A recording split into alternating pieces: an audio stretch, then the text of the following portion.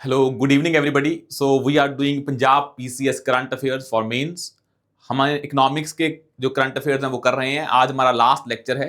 हम एग्रीकल्चर वाले जो पेंडिंग टॉपिक्स है वो कर लेंगे and then we will do the जो मैन्युफैक्चरिंग वाला पार्ट है, मेक इन इंडिया स्कीम, वो कर लेंगे। तो ये आपके इकोनॉमिक्स से जो हमने करंट अफेयर किए हैं लास्ट 7-8 लेक्चर में, these are more than sufficient. अगर आप ब्रॉड टॉपिक्स देखोगे तो इसी में से क्वेश्चंस आते हैं। Now let's start with agriculture में हमें एक चीज पढ़नी है, फार्मर प्रोड्यूसर ऑर्गेनाइजेशन, और एक होता है हमारा जो हमने कल एक्सटेंशन सर्विसेज पढ़ लिया था, वो बड़ा इंपॉर्टेंट है। जब भी कभी क्वेश्चन आए तो ट्राई करना एग्रीकल्चर के क्वेश्चन को, अगर आता है कि इश्यूज क्या हैं तो इनपुट्स के बेस पे डिवाइड कर दो कि सॉइल की प्रॉब्लम, वाटर की, सीड्स की, पेस्टिसाइड की और मैकेनाइजेशन की। तो उस कंटेक्स्ट में आपको मैंने बता दिया कि ये जो 5-6 इनपुट्स हैं इसमें क्या इश्यूज हैं, और आपको यहाँ पे फैक्ट्स भी दे दिए हैं, और हमने ये भी बता दिया है कि भाई ये हमारा अभी कंटेक्स्ट है। फॉर एग्जाम्पल अगर हम पढ़ेंगे एज कंपेयर टू, अगर सॉइल के बारे में पढ़ें तो 30% of India total area is affected by land degradation. तो आप बता देंगे कि सॉइल को लेके ये हमारे पास फैक्ट है। हमने स्कीम्स लिए हैं, सॉइल हेल्थ कार्ड लिया है, हमने राष्ट्रीय कृषि विकास योजना, नाबार्ड लोन है, soil and water conservation scheme है, रूरल इंफ्रास्ट्रक्चर डेवलपमेंट फंड है। हमने स्टेप्स लिए हैं, पर ये कंडीशन है। और आज भी over 23 soil health cards have been distributed in 2 cycles, और इसके कारण जो केमिकल फर्टिलाइजर हैं वो कम हो गए हैं यूज उनका, क्योंकि सॉइल हेल्थ कार्ड का पर्पस था कि पता लगे कि सॉइल की क्या क्वालिटी है, उस बेसिस पे फर्टिलाइजर का यूज हो, ना कि रैंडमली यूज करें। तो ये आपका आउटकम भी है। वैसे ही जब हम बात करते हैं एज वाटर की, तो आपको पता है कि जब हम बात करते हैं कि भाई ग्राउंड वाटर डिप्लीट हो रहा है, तो you should mention this fact the India is the largest ground water extractor in the world, accounting for approximate 25% of the total global ground water withdrawal. तो ये फैक्ट पता होना चाहिए। हमने बहुत सारी स्कीम लेके आए, जैसे अटल भूजल योजना was a ground water conservation scheme, प्रधानमंत्री कृषि सिंचाई योजना जिसमें पर ड्रॉप मोर क्रॉप का कंसेप्ट है, water use efficiency, micro irrigation, वो चीजें हैं। सीड्स की बात करेंगे तो इंडिया में आपको पता चाहिए the seed delivery system certified label seed availability is only around 35 to 40%। तो जब भी कभी आंसर लिखें एग्रीकल्चर में, try to use those facts, तभी आपका आंसर स्पेसिफिक बन पाएगा। अदरवाइज आप वही छोड़ देंगे कि भाई सॉइल की क्वालिटी खराब है। कितनी खराब है अब बताएंगे ना, सॉइल क्वालिटी खराब है, डिग्रेडेशन कितने % लैंड पे हुआ है, वाटर हम लैंड ग्राउंड वाटर यूज कर रहे हैं तो उसका यूसेज कितना है, कितना डिप्लीट हुआ है। अनलेस और until you don't mention about those facts, तो फिर चीज सही नहीं होगी। पेस्टिस हमने कहा, सीड्स के बारे में लिख दिया आपने। हमारा एक स्कीम है नेशनल सीड्स कॉर्पोरेशन, अब उसमें हाई यील्डिंग वैरायटी सीड का प्रोग्राम आया था ग्रीन रेवोल्यूशन के टाइम पे, एंड नेशनल सीड्स पॉलिसी है या सीड विलेज प्रोग्राम है। मेंशन दो स्टेप्स, पर आज भी हमारा क्या है, सीड अवेलेबिलिटी बड़ी कम है, 35 to 40%। अब आता है next is pesticides, poor quality of pesticides. और हमें इसी चीज है कि जो हमारा reach of integrated pest management techniques हैं, अनरेगुलेटेड यूज ऑफ पेस्टिसाइड है, या उनका प्राइस अनरेगुलेटेड है। तभी हम लेके आए थे जो हम नीम कोटेड यूरिया है, फर्टिलाइजर या पेस्टिसाइड की बात करें तो हम उसमें स्कीम्स लेके आ रहे हैं, जैसे कि परंपरागत कृषि विकास योजना टू प्रमोट ऑर्गेनिक फार्मिंग, कि हम केमिकल फर्टिलाइजर यूज ही ना करें। वैसे नेक्स्ट आता है एग्रीकल्चर मैकेनाइजेशन, कि हमने कल बताया था कि जो फार्म साइज है इंडिया में बहुत कम है। इंटरनेशनल कंपैरिजन करेंगे तो यूएसए में 90%, ब्राजील में 70 to 80%, इंडिया में इसका अभी लेवल कितना है, 40 to 45%, मतलब अप्रोक्सीमेट 50%। क्योंकि farm size is very less than approximate 1 hectare है हमारा एवरेज फार्म लैंड साइज। तो उसी के कारण स्कीम आती है हमारे पास कस्टम हायरिंग सेंटर्स हम लेके आए थे। तो these are the issues and these are the steps taken by the government. ये आपके आंसर को और अच्छा बना देंगे, तो मैंने आपको यहां पे मेंशन कर दिया है। अब आता है नेक्स्ट हमारा agriculture credit and primary agriculture credit societies. जब आप पढ़ते हैं कभी अपना इकोनॉमी में बैंकिंग सिस्टम पढ़ते हैं तो उसमें पहला आता है, अगर हम रूरल एरिया की बात करें कोऑपरेटिव्स के, पहला आता है प्राइमरी एग्रीकल्चर क्रेडिट सोसाइटी, फिर आते हैं डिस्ट्रिक्ट कोऑपरेटिव सोसाइटी, फिर आते हैं स्टेट लेवल सोसाइटीज। तो ये बिल्कुल विलेज लेवल वाली होती हैं प्राइमरी एग्रीकल्चर क्रेडिट सोसाइटीज। हम अब प्रॉब्लम ये है कि एग्रीकल्चर इंडिया में जो क्रेडिट है वो इनफॉर्मल ज्यादा है, फॉर्मल कम है, इसलिए फार्मर्स का डेट बहुत ज्यादा है। तभी पहले हम वो कंडीशन देखते हैं, फिर देखते हैं कि पीएससीज क्या कर सकती हैं, कि पीएससीज क्या क्या चीज कर सकती हैं। अब इसमें ये देखते हैं, इंडिया में average annual growth rate of over 13% of credit disbursement, agriculture credit disbursement reach to 25 lakh crore. पर आप ये बता दें बस एवरेज, ये इंक्रीज हो रहा है, बट अभी भी हम देखेंगे कि the share of institutional credit in total agriculture credit has increase and reaching 75%। Informal sources से अभी सिर्फ 25% आ रहा है, मतलब we are on the right path. अगर ये आपको फैक्ट पता है तो जब कभी एग्रीकल्चर क्रेडिट पे क्वेश्चन आए और पीसीएस में मान ले एग्रीकल्चर पे स्पेसिफिक क्वेश्चंस भी आ सकते हैं, they can directly ask you the agriculture credit is a big issue, what are the reasons for that and how to improve that. तो इंट्रोडक्शन में बताएंगे कि भाई आज हमारा 75% कहां से आ रहा है, फॉर्मल से, इंस्टीट्यूशनल क्रेडिट, और बाकी हमारा 25 क्या इनफॉर्मल सेक्टर से आ रहा है। These are the reasons for it and how to improve that. सबसे पहले क्या है भाई, एक चीज देखें, अगर हम division of agriculture loans for non agriculture purpose देखें तो सबसे बड़ा इशू है कि आप एग्रीकल्चर के नाम पे लोन लेके using it for non agriculture purposes. जैसे फार्म एग्रीकल्चर लोन थोड़े सस्ते होते हैं, मान लो वो प्रायोरिटी सेक्टर लैंडिंग के अंदर आ रहे हैं, तो farmers using that provision but using it for non agriculture purposes. Regional imbalance है, ये नहीं है कि पूरे के पूरे इंडिया में बैलेंस है 75-25, कई जगह ज्यादा है कई जगह कम। ये स्क्यूड क्रेडिट डिस्ट्रीब्यूशन है। Only 1% of small and marginal farmers who hold 86% of operation land have access to bank credit. कि जो स्मॉल एंड मार्जिनल है उनके पास कोलेक्ट्रल नहीं है तो उनको लोन वैसे ही नहीं मिलता है। तो जो स्मॉल एंड मार्जिनल जिनको हमें क्रेडिट देना चाहिए था, they are dependent upon informal sectors. तो ये बड़ा इंपॉर्टेंट पॉइंट है। Non performing assets in agriculture sector though lower than other sectors remain a concern because the percentage is 8 to 10%। बाकियों का भी है पर इसमें भी 8 to 10% है। तो चैलेंज क्या है, रीजनल चैलेंज है, उसमें फार्मर के बेसिस पे अलग अलग चीजें हैं, स्मॉल मार्जिन का अलग है, लार्ज का अलग है, नॉन परफॉर्मिंग एसेट्स बढ़ रहे हैं, और जो हमारा स्क्यूड क्रेडिट डिस्ट्रीब्यूशन है। अब बहुत सारे इनिशिएटिव लिए हैं। एक तो हमारी होती है प्रायोरिटी सेक्टर लैंडिंग, किसान क्रेडिट कार्ड भी आए थे कि आपको क्रेडिट कार्ड से आप लोन ले सकते हो for agriculture purposes as well as non agriculture purposes. Hassle free loan to small and marginal farmers, क्योंकि इन्हीं फार्मर्स को क्रेडिट नहीं मिलता है इंस्टीट्यूशनल वाला। प्रधानमंत्री किसान सम्मान निधि, we are giving some amount of money to farmers every quarter so that उनके पास क्या हो, इनकम सिक्योरिटी हो। Dedicated long term irrigation fund NABARD के अंदर है। If you want to do the irrigation infrastructure build करना है तो आप इसको यूज कर सकते हैं। Collateral free agriculture loan up to 2 lakh ले सकते हैं आप, क्योंकि स्मॉल एंड मार्जिनल फार्मर के पास कोलेक्टरल नहीं होता है तो लोन का इशू रहता है। लैंड वैसे ही क्या है, डिस्प्यूटेड है, तो लोन लैंड को कोलेक्टर लगे लोन लेना मुश्किल है, तो आरबीआई ने बोल दिया कि 2 लाख तक का लोन आप बिना कोलेक्टर के ले सकते हैं, agricultural loan. The government has set a target to bring additional 30 million farmers under the KCC scheme, Kisan credit scheme, by 2025 to 20, जो ताकि हमारा फॉर्मल क्रेडिट और स्ट्रेंथन हो जाए। अब आती है सबसे इंपॉर्टेंट रोल कौन प्ले करता है इसमें क्रेडिट में, प्राइमरी एग्रीकल्चरल क्रेडिट सोसाइटीज। क्या है ये प्राइमरी एग्रीकल्चर क्रेडिट सोसाइटीज को देखें। Initiative for expansion of the, जो हमें गोल है कि 500 न्यू पीएससीज बनाने हैं to build godowns and other agri infrastructure. भाई सबसे बिल्कुल जो लोअर लेवल पे जिससे इंटरेक्शन होता है फार्मर्स का फॉर क्रेडिट, वो है पीएससी एस। Initiative for modernisation, project for computerisation of 18,000 PSC so that वो भी अच्छे से काम कर पाए under the centrally sponsored scheme. अब ये होती क्या है, these are grass root level arms of short term cooperative credit structure. बताया ना, short term cooperative credit structure for the grass root level. Refinancing करती हैं, नाबार्ड से पैसा लेती हैं, डिस्ट्रिक्ट सेंट्रल कोऑपरेटिव बैंक से पैसा लेती हैं, शेड्यूल्ड बैंक से पैसा लेती हैं, उसके बाद वो बाकी फार्मर को देती हैं। रीफाइनेंसिंग करती हैं, किसी से पैसा लेके किसी को देती हैं। Functions give short-term credit for the inputs like seed fertilizer. PSCs provide 41% of KCC loans.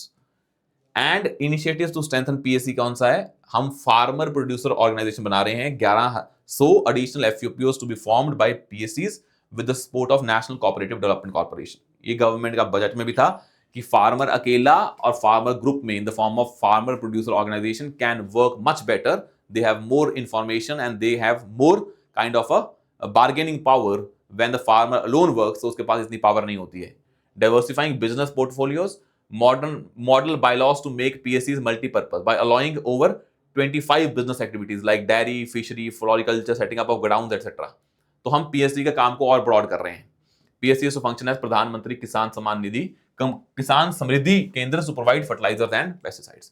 तो PSC सिर्फ क्रेडिट नहीं दे रही है, क्रेडिट भी दे रही है, क्रेडिट किस पर्पस के लिए दे रहे हैं उसको भी एक्सपैंड कर रहे हैं, और बाकी काम भी कर रहे हैं कि पेस्टिसाइड और फर्टिलाइजर PSC ही प्रोवाइड कर देंगे, because they are not just a kind of a banking infrastructure, they are cooperatives, तो बाकी काम भी कर सकते हैं। These points you can mention in your answers. तो इसी से आंसर स्पेसिफिक बनता है when you mention 1-2 facts out of these, जो हमारा पूरा पेज पड़ा है। तो जब लास्ट में रिवाइज कर रहे हैं तो कीप रिवाइजिंग फैक्चुअल पार्ट ज्यादा। अब हम पढ़ लेते हैं अपना life stock, dairy and horticulture, क्योंकि अलाइड सेक्टर पे भी क्वेश्चन आ सकता है, तो will discuss about these things also. अब इसको देख लेते हैं क्या है। अब life stock sector in India, India has world largest population of life stock, हमने कल भी पढ़ा था। पर मेन चीज क्या है, जब भी आप लिखें लाइफ स्टॉक के बारे में कि इंडिया में क्या क्या ऑब्जेक्टिव्स हैं, व्हाइट रेवोल्यूशन 2.0, पर पहले ये तो पता हो कि कितने परसेंट एम्प्लॉयमेंट ये देता है, कितना कॉन्ट्रीब्यूशन एग्रीकल्चर जीडीपी में इसका है। तो 30% for to agriculture and allied sector and 5.73 to overall GDP. 70% of rural household in India को ये सोर्स ऑफ लाइवलीहुड है। कहते हैं कि जो dairy sector it is like insurance, अगर एग्रीकल्चर फेल होता है तो। India the world largest milk producer, contributing around 23% of milk production, global milk production. तो you can mention about these facts, but एक दो फैक्ट याद कर लें, पांचों ना करें, ताकि आपके जब भी क्वेश्चन आए तो इंट्रोडक्शन बड़ी स्पेसिफिक हो जाए कि ये स्टेटस है, तभी ये बहुत ही इंपॉर्टेंट सेक्टर है अगर आपको इंक्लूसिव ग्रोथ प्रमोट करनी है। तो डेयरी सेक्टर की इंपॉर्टेंस क्या है? टू प्रमोट इंक्लूसिव ग्रोथ, ताकि रूरल एरियाज में इसका फायदा हो सके। नाउ कम्स भाई, अब हमने एक स्कीम लेके आए हैं व्हाइट रेवोल्यूशन 2.0। इसके ऑब्जेक्टिव्स क्या क्या हैं, और सबसे बड़ा डेयरी सेक्टर में कोऑपरेटिव्स का क्या योगदान है। बिकॉज हमने देखा था ना पहले कि जो अमूल है वो कोऑपरेटिव है, तो कोऑपरेटिव ने डेयरी सेक्टर में बहुत बड़ी रेवोल्यूशन लेके आए। तो पहले देखते हैं व्हाइट रेवोल्यूशन 2.0 क्या है। इसका गोल है कि जो भी हमारा मिल्क प्रोडक्शन होगा that will be procured by cooperative societies by 50% over next 5 years। हमें अपनी मिल्क प्रोसेसिंग कैपेसिटी बढ़ानी है और वुमेन को सेल्फ रिलायंट बनाना, because women can play important role in this. Financial assistance provide करनी है through different level of system, milk chilling facilities, village level milk procurement system. उसके बाद डेयरी के एक्सपोर्ट्स को प्रमोट करना है to the world, because by promoting quality testing equipment, bulk milk collection and dairy infrastructure. Financial inclusion so that the dairy farmers can get an interest-free cash credit to dairy farmers and distribute micro ATMs to daily dairy cooperative societies। तो ये बड़ा important है financial inclusion के लिए। ये हमारा white revolution 2.0 के objectives हैं। अब आता है importance of cooperatives in dairy sector. सबसे बड़ा क्या है भाई, अमूल और जो नंदिनी है, these are the two dairy cooperatives. इन्होंने बहुत बड़ी रेवोल्यूशन लेके आए हैं। जिन भी एरियाज में आए हैं, जो गुजरात में अमूल में, वहां पे बहुत ही क्या हुआ है, डेवलपमेंट हुआ है और इंक्लूसिव ग्रोथ हुई है। और market access for small farmers, जब तुम कोऑपरेटिव्स की बात करोगे तो फार्मर्स जुड़ जुड़ के क्या बनाते हैं, स्मॉल फार्मर्स को भी बहुत बड़ी मार्केट मिल जाती है थ्रू कोऑपरेटिव्स। और वुमेन का एम्पावरमेंट होगा, बिकॉज कोऑपरेटिव्स में मोस्टली क्या होती है, सेल्फ हेल्प ग्रुप में वो वुमेन ही होंगी उसमें। तो 30% 5% of participation of women in the dairy cooperatives. तो कल को क्वेश्चन आता है वुमेन वाला, तो डाल दें डेयरी वाला पार्ट। तो इंटरलिंकेज ही करते रहे, जब भी वुमेन डालना है वो वुमेन वाला टॉपिक यहाँ से भी आ जाएगा, एसएचजी से आ जाएगा, डेयरी से आ जाएगा। तो you have to do that thing कि 35% ऑफ जो डेयरी कोऑपरेटिव्स हैं उसमें वुमेन हैं, तो वुमेन इंपावरमेंट के लिए डेयरी सेक्टर बड़ा इंपॉर्टेंट है। तो गवर्नमेंट लेके आई है white revolution 2.0। This interlinkages are very very important. उसके बाद आता है हॉर्टिकल्चर सेक्टर इन इंडिया। अब सबसे बड़ी इंपॉर्टेंट चीज क्या है, जब हम हॉर्टिकल्चर सेक्टर पढ़ रहे हैं, इसका कॉन्ट्रीब्यूशन कितना है जीडीपी को, जो एग्रीकल्चर जीडीपी है 33%, उसका कितना था 70। दिस जो हमारा व्हाइट रेवोल्यूशन वाला है डेयरी वाला, इसका कॉन्ट्रीब्यूशन है अराउंड, जो 30% है जीडीपी को एग्रीकल्चर को, वैसे है 5%, यहाँ पे 33%। Remember those facts. आज इनकी ग्रोथ हो रही है 3 to 4%। और India is like a horticulture की बात करते हैं तो इंडिया रैंक सेकंड। और सबसे बड़ा है कि सबसे बड़ा हॉर्टिकल्चर सेक्टर का फायदा क्या है कि यहाँ के जो हाई इनकम पोटेंशियल है, enabling doubling farmer income. Horticulture I high value crop, तो यहाँ पे बड़ा विटामिन, मिनरल्स, फूड और न्यूट्रिशनल सिक्योरिटी के लिए बड़ी इंपॉर्टेंट है। जो माइक्रो न्यूट्रिशन या न्यूट्रिशन हंगर है उसको डील करने के लिए बड़ा इंपॉर्टेंट है। और फूड प्रोसेसिंग इंडस्ट्रीज अगर ग्रो करेंगी तो इन्हीं रॉ मटेरियल पे बेसिस पे करेंगी, जो कहाँ से आएंगी, हॉर्टिकल्चर से। जूसेस बनेंगे, जो भी बनेगा वो सारा कुछ यहाँ से आएगा। और India is a leading exporter of spices, mangoes, bananas, और इसके फॉरेन एक्सचेंज की भी अर्निंग होती है। और वैसे एक आता है फिशरीज सेक्टर। अब world's second largest fish producer is India, contributing 8% of global output. India rank second in aquaculture production, जो shrimp and production and export होता है। India rank first in inland fisheries, India में inland fisheries भी हैं, because of हमें पता है ना कि एक तो हमारी इंडिया का जो कोस्ट लाइन है वो बहुत बड़ी है, तो वो फिशिंग भी होती है। एक इनलैंड जो हमारे रिवर सिस्टम है वहाँ पे भी होती हैं, तो वो भी पोटेंशियल है इंडिया में। और हमने सबसे बड़ी स्कीम जो है प्रधानमंत्री मत्स्य संपदा योजना, फिश प्रोडक्शन को लेके, and it provide livelihood to 3 crore fishers. ये फैक्ट्स अगर आपको पता है तो आप आंसर में डाल के अपने स्टैटिक वाले पार्ट से मिक्स करके अच्छा आंसर बना लेंगे। अब हम नेक्स्ट देखते हैं, जो बड़ा इंपॉर्टेंट टॉपिक है वो है food security and food corporation of India and हमारा grain storage, because food security के लिए बड़ा इंपॉर्टेंट टॉपिक रहता है। पंजाब में वैसे भी एमएसपी को लेके डिबेट्स रहती है, तो उस पर क्वेश्चन बन सकता है। अब सबसे बड़ा आता है कि इंडिया में ग्रेन स्टोरेज को लेके क्या प्रॉब्लम है, कि फूड वेस्टेज होती है ना, उसको क्या है, और गवर्नमेंट ने कौन कौन से स्टेप लिए हैं ग्रेन की स्टोरेज को बढ़ाने के लिए। और उसमें आता है एक इनिशिएटिव ऑफ जो एफसीआई का होता है, पब्लिक डिस्ट्रीब्यूशन सिस्टम, वो कहानी आती है। तो पहले तो ये देख लें, वही जो प्राइमरी एग्रीकल्चर क्रेडिट सोसाइटी हैं, ये भी कर रही हैं क्या बनाने के लिए, स्टोरेज जो यूनिट्स हैं उसको बनाने के लिए फंड्स दे रही हैं। अब आता है challenges associated with India's grain storage, unscientific storage. भाई आज भी इंडिया का जब हम बोलते हैं 80%, around 80% handling and warehousing facilities are not mechanised, तभी वेस्टेज होती है। Surplus buffer stock, FCI has been carrying buffer stock way in excess of buffer stocking norms. भाई एफसीआई को गवर्नमेंट के प्रेशर के अंदर, एमएसपी के अंदर ज्यादा सामान उठाना पड़ता है, उतना हमारे पास स्टोरेज फैसिलिटी नहीं है, तो हम बफर नॉर्म से ज्यादा कर रहे हैं, तो वेस्टेज वैसी हो जाती है और मैकेनाइज वैसे ही नहीं है। Post harvest losses are very high, traditional storage practices do not guarantee protection against post-harvest losses. According to Indian Council for Agriculture Research (ICAR), post-harvest losses in food grains range from 4 to 10% annually. This fact is very important. नाम भी लिख दें ICAR और लिख दें post-harvest losses. तो agriculture में सबसे बड़ा इशू क्या है, मतलब फूड प्रोडक्शन, फूड स्टोरेज में ये पोस्ट हार्वेस्ट लॉसेज है। लैक ऑफ प्राइवेट इन्वेस्टमेंट, अब भाई इंडिया में प्राइवेट सेक्टर इन्वेस्ट नहीं करता है स्टोरेज हाउसेस में, जो कि गवर्नमेंट ट्राई कर रही है कि उसको इन्वेस्ट करना चाहिए, जबकि बहुत बड़ा स्कोप है इंडिया में। The reason is very simple, India में food processing industry is not that developed, sunrise industry है, हो रही है, तो अभी कोई इंसेंटिव नहीं है प्राइवेट सेक्टर को इसी स्टोरेज हाउस में इन्वेस्ट करने का। जब ये चीजें प्राइवेटाइज हो जाएंगी, अभी बड़ी रेगुलेटेड हैं, तो प्राइवेट सेक्टर, गवर्नमेंट के जो कंट्रोल है एग्रीकल्चर पे ज्यादा है, तो प्राइवेट सेक्टर को इंसेंटिव नहीं मिलता है कि चीजें मेरे हिसाब से चलेंगी या नहीं, तभी प्राइवेट सेक्टर का रोल बहुत कम है। और एक आती है लिमिटेड स्टोरेज कैपेसिटी, हमारी 311 मिलियन मेट्रिक टन है प्रोडक्शन, और स्टोरेज कैपेसिटी है 145 मिलियन मेट्रिक टन, और shortage of 166 million metric ton. तो ये प्रॉब्लम है, ये फैक्ट्स आपको याद होने चाहिए। गवर्नमेंट ने स्टेप लिए हैं, सबसे बड़ा इंपॉर्टेंट है national cold chain development scheme, perishable agriculture commodities के लिए है ये। सबसे बड़ा world's largest grain storage plan in cooperative sector aims to create a 700 million metric tons of additional storage capacity across India by integrating पीएससीज into, हम कह रहे हैं कि प्राइमरी एग्रीकल्चर क्रेडिट सोसाइटी सिर्फ लोन नहीं देती हैं, ये फर्टिलाइजर भी दे सकती हैं, पेस्टिसाइड भी, और खुद स्टोर भी कर सकती हैं ग्रेन्स को। तो इनका मल्टीपल डायमेंशन है पीएसीएस का, प्राइमरी एग्रीकल्चर कोऑपरेटिव सोसाइटी का। एक है हमारी जो हमारी सबसे Gramin Bhandaran Yojana, supports rural godowns with subsidies to address जो स्टोरेज गैप्स हैं इन विलेजेस, तो हम उसी को ग्रामीण भंडारण योजना के अंदर जो एग्जिस्टिंग इंफ्रास्ट्रक्चर है उसको यूज कर रहे हैं फॉर फूड स्टोरेज। अब एक कहानी होती है एफसीआई की और पब्लिक डिस्ट्रीब्यूशन सिस्टम की। आपको पता है कि जो पीडीएस सिस्टम है उसके अंदर government provides national food security act के अंदर जो भी लोग हैं, जो भी बेनिफिशियरीज हैं as per socio economic caste census, certain parameter के बेसिस पे उनको हम आइडेंटिफाई करते हैं, उनको देते हैं फूड ग्रेन, सस्ते देते हैं, 3 रुपए 2 रुपए एक पे, डिपेंड अपॉन राइस, व्हीट और क्या है वो, और उसके बेसिस पे हमें गवर्नमेंट को प्रोक्योर भी करना पड़ता है। तो वो काम कौन करती है, एफसीआई करती है। तो FCI is a body under the ministry of consumer affair, वो चीजों को प्रोक्योर करती है, बाद में पीडीएस को देती है, पीडीएस के थ्रू जाता है लोगों के पास, and both centre and state works in this system of PDS.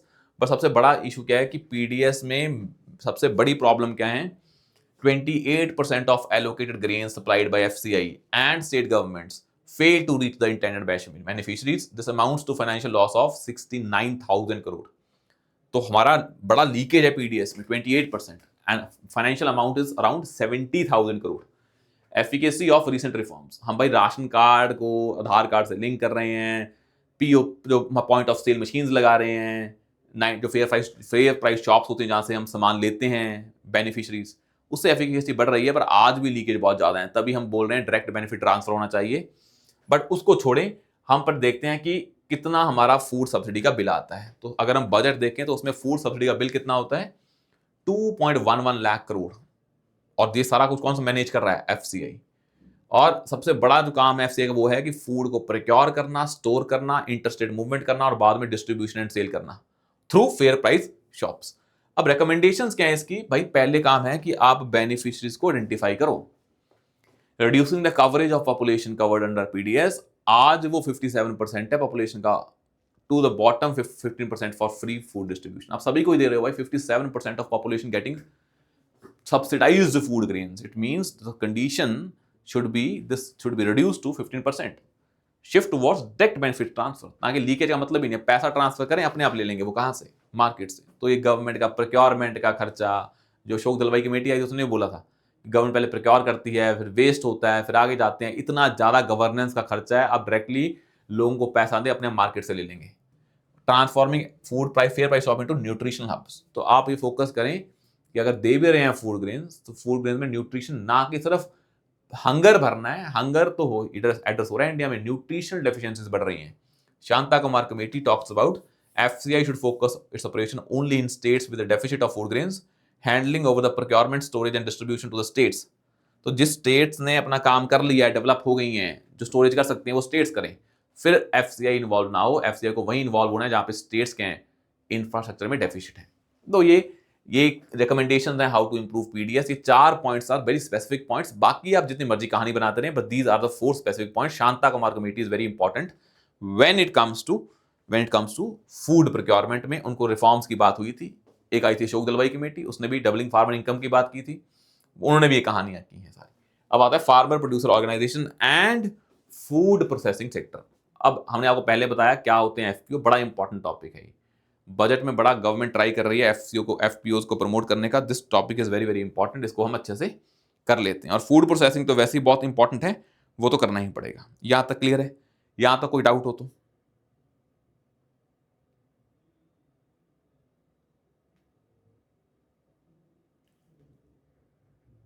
यहां तक कोई डाउट हो तो आगे लिखिए, farmer producer organisations, FPOs and food processing sector. Farmer producer organization is formed by a group of farm producers such as farmers, milk producers, etc. with producers as shareholders. वही होता है ना, अमूल में क्या आते हैं, जो डेयरी हैं, फार्मर्स हैं, डेयरी वाले लोग, वही क्या ओनर्स हैं। उन्होंने इकट्ठे होके, क्लब होके एक कोऑपरेटिव बनाई। They are the owners, they are not getting the salaries, they are getting the share of the profits. This is the idea of cooperatives, and same idea is behind the farmer producer organizations. अब जो farmer producer organisation है, is formed by a group of farm producers such as कुछ भी farmers, milk, with producers as shareholders, and FPO is registered in a cooperative society or a companies, but they work on the principle of cooperatives. Approximate 30 lakh farmers in the country are connected to FPOs, with 40% of them being women. तो अगर हम cooperatives की बात करते हैं, तो FPOs या cooperatives, उसमें मोस्टली कौन है, वुमेन है। तो वुमेन एम्पावरमेंट का तरीका क्या है, FPOs under the formation and promotion of 10,000 FPO scheme launched in 2020. Over 8,200 FPOs have been registered with a target to reach by 10,000 by 2027-28. This is the target in the budget 2020. तो अगर कभी भी question आता है तो FPO को नहीं भूलना है। एग्रीकल्चर में FPO पे अलग आता है तो वो है। अब आता है what are the benefits of FPOs and the challenges faced by FPOs and what we can do further to promote FPOs। तो बेनिफिट्स में पहला आता है, it will give promote a inclusive growth. तो इसमें पहला क्या आएगा, it will promote a inclusive growth. क्यों आता है, जो फार्मर्स होते हैं इनकी बार्गेनिंग पावर बढ़ जाती है। भाई एक फार्मर अकेला और 50 फार्मर्स इकट्ठे, तो 50 farmers can deal with the situation in a much better way because of information symmetry, because of they have resources now. 50 farmers ने क्लब किए हैं जो, तो greater bargaining power into farmers, greater quality orientation in production and processing. तो अब farmers mechanization भी कर पाएंगे, food processing भी कर पाएंगे। तो FPOs can be involved in agri industries also, food processing industries. Market intelligence through ease in communication for dissemination of information. तो इंफॉर्मेशन सिमिट्री हो जाती है, अकेला फार्मर कुछ नहीं कर पाता है। अब जब तुम फार्मर ज्यादा हैं तो स्टोरेज हाउस भी बनाएंगे। भाई जब 10-50 लोग इकट्ठे आ गए, थोड़ा थोड़ा पैसा डालेंगे, यही तो फंडा होता है सेल्फ हेल्प ग्रुप का। तो वो आके उन्होंने पैसा डाला और post harvest losses can be minimise through joint storage and value addition facilities. This is very important point, ये आपको नहीं भूलना है। And enhanced value addition by increasing primary and secondary processing of agriculture produce. तो FPOs का food processing में भी role है, एग्रीकल्चर में भी रोल है, ये आपको नहीं भूलना है। सबसे बड़ा इंपॉर्टेंट क्या है, दीज FPOs हैं तो सारे फार्मर्स ही। तो lack of professional management is the big issue, post harvest losses, investment and credit constraint, climate change and market volatility. तो these are the in general issues faced by farmers and any industry. These will be faced by FPOs also. Now next is how to promote how to go forward with this. अब आता है promote the adoption of technology, promote the adoption of technology, provide training and capacity building programmes, a standardized scoring model for FPOs at different stages, encourage private sector participation and to promote institutional support to FPOs।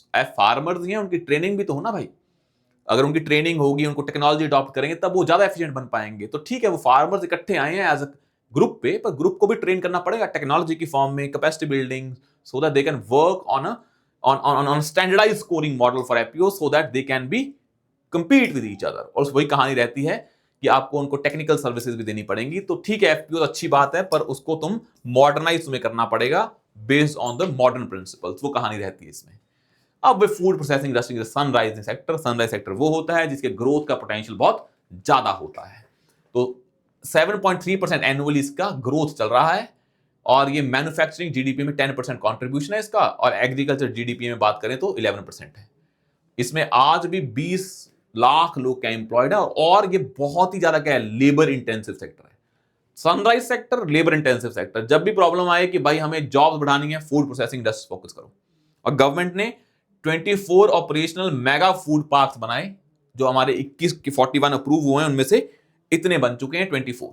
Share of processed food exports in agri exports has increase to 23%, क्योंकि अब भाई जैसे modern society आ रही है, processed foods की value बढ़ रही है, ऐसा हमारा बिहेवियर वैल्यू सिस्टम चेंज हो रहा है, हमारी हैबिट्स डाइट्स चेंज हो रही हैं, तो इसकी डिमांड बढ़ेगी, और जैसे हमारी इनकम बढ़ती है तो उससे भी ये इन चीज़ों की डिमांड बढ़ जाती है। India rank 6 globally in food and grocery retail, indicating a significant domestic market potential for the processed foods in India as well as in the world. Exports भी बढ़ने के चांसेस हैं, बस ऑफ कोर्स हम आपको इसकी क्वालिटी को ensure करना है, तो वही सर्टिफिकेशन स्कीम बड़ी इंपॉर्टेंट है। तो एक है value addition, minimise post harvest losses. जब तुम्हारा वही फूड वेस्ट होने वाला है बिकॉज तुम्हारे पास स्टोरेज नहीं है, स्टोरेज हाउस बनाओ, उसको स्टोर करो, उसके प्रोसेस करो ताकि वेस्टेज ना हो। टमाटर है, उसकी आप केचप बना लें, वेस्ट नहीं होंगे टमाटर्स, बिकॉज इससे पोस्ट हार्वेस्ट लॉसेस बच जाते हैं। इंक्रीज एग्री एक्सपोर्ट अर्निंग, क्योंकि अब प्रोसेस फूड की बाहर बहुत डिमांड है, वहाँ पे टाइम की शॉर्टेज है, तो पीपल प्रेफर प्रोसेस फूड्स, वहाँ चपाती भी प्रोसेस होती हैं, तो वहाँ पे डिमांड है, एग्री एक्सपोर्ट से हमारी अर्निंग्स आएंगी। लिंकिंग एग्रीकल्चर विद इंडस्ट्री, सबसे बड़ा ये जो हमारे कहते हैं कि एग्रीकल्चर में लोग हैं तो उनको नॉन फार्म एक्टिविटीज में जॉब्स देनी है, तो food processing sector is the best alternative for that purpose. आया समझ में?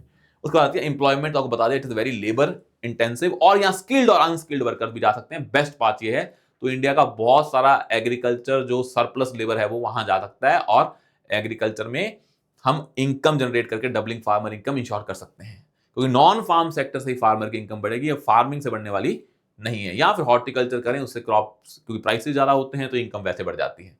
कंस्ट्रेंट्स, सबसे बड़ा प्रॉब्लम क्या है इंडिया में? इनफॉर्मलाइजेशन ऑफ फूड प्रोसेसिंग है। इंडिया में जो रॉ मटेरियल्स हैं वो एक्सेस करना, बिकॉज फार्मर्स अभी भी अकेले हैं हमारे पास, हमें वो अलाउड नहीं है कंट्रैक्ट फार्मिंग, वो कहानियां हैं। Informalisation of food processing, inefficient supply chain, cold storage houses नहीं है, high working capital required for the automated system, poor credit access है, और despite various schemes cold chain infrastructure remains इनएडिक्वेट।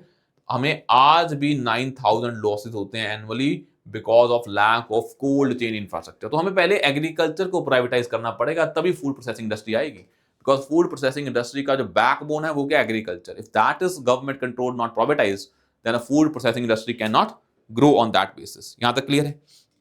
तो ये चीजें क्लियर हो गई हैं। अब आता है हमारा लास्ट जो टॉपिक है, वो है 10 years of make in India scheme, और ये पीडीएफ आपको आज या कल में मिल जाएगी टेलीग्राम पे, पूरी की पूरी पीडीएफ। आपने लेक्चर्स लगा लिए, नोट्स आप इस पीडीएफ से देख लेना, अंडरलाइन कर लेना। सॉरी फॉर दैट डिले कि हम ये पीडीएफ आपकी थोड़ी लेट हो गई है, तो ये टेक्निकल ग्लिच के कारण लेट हो गई, तो आपको मिल जाएगी आज कल में टेलीग्राम चैनल पे, सिविल विद आकाश पे। और ये लास्ट टॉपिक है हमारा, फिर हमारे करंट अफेयर्स क्या हो जाएंगे, जो ये हैं खत्म हो जाएंगे, जो इकोनॉमिक्स वाले करंट अफेयर्स हैं।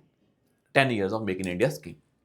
अब जो हम मेक इन इंडिया स्कीम लेके आए थे, इसका ऑब्जेक्टिव क्या था? To transform India into a global design and manufacturing hub, to increase the growth of Indian industry to 12 to 14%, और of course 100 million household industrial jobs by 2022, to increase the share of manufacturing sector in GDP by 25% by 2025। ये टप गए हैं सारे, ये जब scheme आई थी। पर अगर आज इस स्कीम के 10 साल हुए हैं, 10-11 साल हो गए, आ सकता है कि बताएं मेक इन इंडिया। अगर नहीं भी आया मेक इन इंडिया, जो यहाँ इशू मेंशन करेंगे वो मैन्युफैक्चरिंग के इशू तो है ही हैं, तो वहां डाल दें। अब आता है मेजर अचीवमेंट्स क्या है भाई। सबसे बड़ी चीज बात है कि हमने मैन्युफैक्चरिंग में क्या क्या किया है पिछले 10 सालों में। Produces 400 million toys. इंडिया ने टॉय इंडस्ट्री में बड़ा काम किया है। मोदी जी की जो प्राइम मिनिस्टर मोदी हैं, उन्होंने मन की बात में भी टॉय इंडस्ट्री को सक्सेस की बात की थी कि how India is not importing Chinese toys anymore, हम खुद बना रहे हैं। तो इसलिए 400 मिलियन टॉयज हम बनाते हैं। टॉय इंडस्ट्री इंडिया में बढ़ रही है। Fourth largest renewable energy producer है हम। सेकंड लार्जेस्ट मोबाइल मैन्युफैक्चरर हैं। 99% ऑफ डोमेस्टिक स्मार्टफोन प्रोडक्शन है। देख रहे हैं तुम ये? तो ये मेक इन इंडिया का सक्सेस है। वर्ल्ड बैंक के ईज ऑफ डूइंग रैंकिंग में हम 142 से 63 पे आ गए थे। बूस्टेड, क्योंकि हमारा मेक इन इंडिया में पहला गोल क्या था कि हमें ईज ऑफ डूइंग बिजनेस आसान करना है, मतलब आसान करना है बिजनेस करना है इंडिया में। Boosted India's manufacture competitiveness, low tax rates, national single window system, ताकि बूस्ट हो पाए क्या हमारी कॉम्पिटिटिवनेस, इंडस्ट्री खोलना आसान हो। वो कॉम्पिटिटिवनेस बनाने के लिए क्यों कोई इंडस्ट्री इंडिया में आएगी, बिकॉज व्हेन इंडिया में काम करना आसान होगा। तो उसके लिए हमने नेशनल सिंगल विंडो सिस्टम बनाया ताकि सारी क्लियरेंस है जो एनवायरमेंट के लिए नहीं है, लेबर के लिए नहीं है, एक ही बार में ले लें, बार बार हर मिनिस्ट्री के पास जाके रेड टेपिज्म में ना फंसे। Prioritisation of high value manufacturing and RD. India has risen 14 spots in Global Innovation Index since 2015. It means we are promoting R&D in manufacturing. Significant boost to defense exports. India's defense exports have seen a remarkable 31-fold increase from 686 crore to 21,000 crore.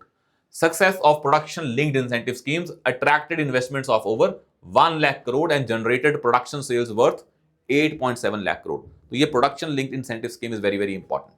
और उसके बाद FDI भी बढ़ी है, sustainable growth हो रही है, national green hydrogen mission है, सेमीकंडक्टर मिशन है, सब लिख सकते हैं आप इसमें। पर सबसे बड़ी प्रॉब्लम क्या है? Manufacturing sector fall short of, जो हमारा टारगेट था 25%, वो पूरा नहीं कर पाए। आज भी अराउंड 18% है ये, वो हम टारगेट पूरा नहीं कर पाए हैं। तो जॉब से हमने मैन्युफैक्चरिंग वर्कफोर्स डिक्लाइन हो गई है 51 million to 35 million because of automation. Slow down in manufacturing, real growth value addition has slowed from 8% to 5.5%। हमने मैन्युफैक्चरिंग में काम किया है, पर अभी भी मैन्युफैक्चरिंग का जीडीपी में कंट्रीब्यूशन 25% नहीं हो पाया है। ग्रोथ उसका 8% से कम हो गया 5.5 रियल टर्म्स में। इन्वेस्टमेंट रेट कम हो रहे हैं 39% to 32 because global economy is in doldrums for that reason. और एफडीआई की लिमिटेशन है। 70% of FDI focus on 9 sectors, specially IT, computer and software, with manufacturing getting just 30%। ये प्रॉब्लम है इंडिया में। एफडीआई भी क्या है, स्क्यूड है toward service sector, because India की इकोनॉमी सर्विस लेड है उस सेंस में। Weakening export performance, India merchandise exports आज 10% जीडीपी से 8% हो गया है। तो you can mention these facts कि भाई इंडिया में मैन्युफैक्चरिंग सेक्टर में ये चैलेंज है। क्या करना चाहिए वो आपको सभी को पता है, जो वे फॉरवर्ड है, गवर्नमेंट की स्कीम पता है। जैसे एक हमारा रहता है कि भाई अगर हमें मैन्युफैक्चरिंग सेक्टर प्रमोट करना है तो क्या करना है, हमें अपनी स्किल्स को बढ़ाना पड़ेगा। इंडिया में 5% आर फॉर्मली स्किल्ड, उसको बढ़ाएं, यूएसए के बराबर लेके जाएं। हमने एआई पे फोकस करना पड़ेगा, मशीन लर्निंग, स्किल एनहांसमेंट होनी चाहिए, अप स्किलिंग फास्ट होनी चाहिए, इंडस्ट्री एकेडमी लिंकेज होना चाहिए, academy industry and government triple helix model होना चाहिए to convert knowledge into wealth. Anusandhan national research foundation where government is focusing on research and development, जिसमें private sector भी है, public sector भी है और एकेडमिक्स भी है। Optimise core strength such as services and manufacturing related services and focus on MSMEs, because India का 50% approximate जो एक्सपोर्ट्स हैं या 45% एक्सपोर्ट्स हैं वो एमएसएमईज करते हैं। एमएसएमईज का बड़ा पोटेंशियल है टू प्रमोट इंडिया एक्सपोर्ट्स। तो उसके लिए एमएसएमईज पे अलग फोकस करें, उनके क्रेडिट को, टेक्नोलॉजी को, ताकि उन पे क्या हो, वो भी कॉम्पिटिटिवनेस इंश्योर कर पाएं और एक्सपोर्ट कर पाएं। और इंडिया में एमएसएमईज के बिना इंक्लूसिव ग्रोथ पॉसिबल नहीं है। तो एमएसएमईज के लिए हमें क्रेडिट गारंटी भी देनी पड़ेगी, उनको टेक्नोलॉजी भी देनी पड़ेगी, स्किल्स भी इनहांस करने पड़ेंगे, ऑटोमेशन भी करना पड़ेगा, सब करना पड़ेगा। And law should be made less stringent. और दूसरा ये इंश्योर करना पड़ेगा कि जो कंपनी स्मॉल माइक्रो से मीडियम की तरफ जाएं, बिकॉज बहुत सारी इंडस्ट्रीज माइक्रो और स्मॉल ही है, माइक्रो ही है, स्मॉल भी बहुत कम है, मीडियम तो बहुत ही कम है। तो हमें स्क्यूड रेशियो को भी चेंज करना पड़ेगा। आया समझ में? तो ये हम ब्रॉडर है आपका मैन्युफैक्चरिंग का। अब इसके बाद जो भी 2-3 टॉपिक्स बचे हैं आप पीडीएफ से रेफर कर लें। बाकी ब्रॉड टॉपिक्स हमने डिस्कस कर लिए हैं इकोनॉमिक्स के, ठीक है। तो ये हमारा करंट अफेयर्स का पार्ट है, ठीक है। अच्छे से जो पीसीएस का पेपर है मेंस का, उसको फैक्ट्स करें। अब लास्ट टाइम में जो आपके पास स्कोप है करने का वो है सिर्फ फैक्ट्स को याद करें। GS1 का पेपर लिखना है, फैक्ट्स याद करें, पेपर लिख के आए। At the end of the day the more important thing is कि आपको फैक्ट्स याद रहने चाहिए। स्टोरी आप बना लेंगे, trust yourself, if you have given the enough time for this exam. Story बनाने में दिक्कत नहीं है, दिक्कत वहां आती है स्पेसिफिक पॉइंट्स याद करने में। एग्जाम्पल याद नहीं आ रही है, फैक्ट याद नहीं आ रहा है। अगर फैक्ट याद होंगे पॉइंट बन जाएगा, अगर वैसे लॉजिक याद है तो फैक्ट याद नहीं आएंगे। तो डू दैट प्रोसेस सारे सिलेबस के लिए 2-2 दिन में पूरा पेपर अपना रिवाइज करते रहें। भाई पॉलिटी पढ़नी है 2 दिन में, फैक्ट्स याद किए, पार्लियामेंट के, काम खत्म। अब स्टोरी नहीं पढ़नी है, लाइन टू लाइन नहीं पढ़ना है, हॉरिजॉन्टल रीडिंग नहीं पढ़नी है, वर्टिकल पढ़ना है कि कौन कौन सा पॉइंट मुझे चाहिए, उसको निकालते रहें और आगे बढ़ते रहें। ठीक है, तो best of luck and thank you so much.